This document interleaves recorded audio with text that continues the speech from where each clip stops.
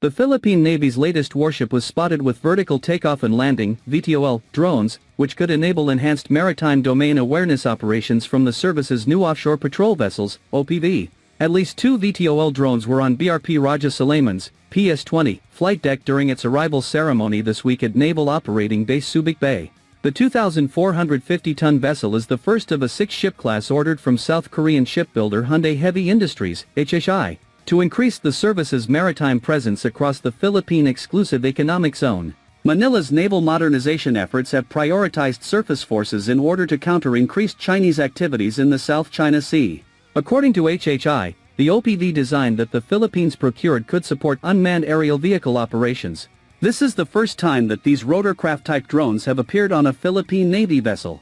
Previously, only ScanEagle unmanned aerial vehicles have been sported on the service's surface combatants and amphibious vessels. While it is unclear what model of VTOL drone Rajah Sulayman was deploying, similar drones of this class such as the Schiebel Camcopter S-100 and Hyundai Airboxer could operate at ranges of up to 180 kilometers.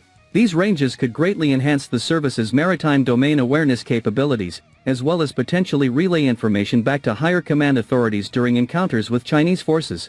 Manila has long relied on unmanned aerial vehicles to provide live feeds of encounters with Beijing's military and paramilitary forces at several disputed maritime features, including Second Thomas Shoal. The deployment of these VTOL drones could expand and strengthen this existing surveillance network.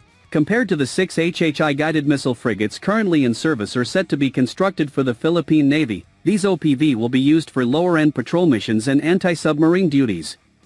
Their arrival will also supplement older Philippine Blue Water Patrol assets, which have been overburdened with taskings over the last decade due to increased operational requirements in the South China Sea.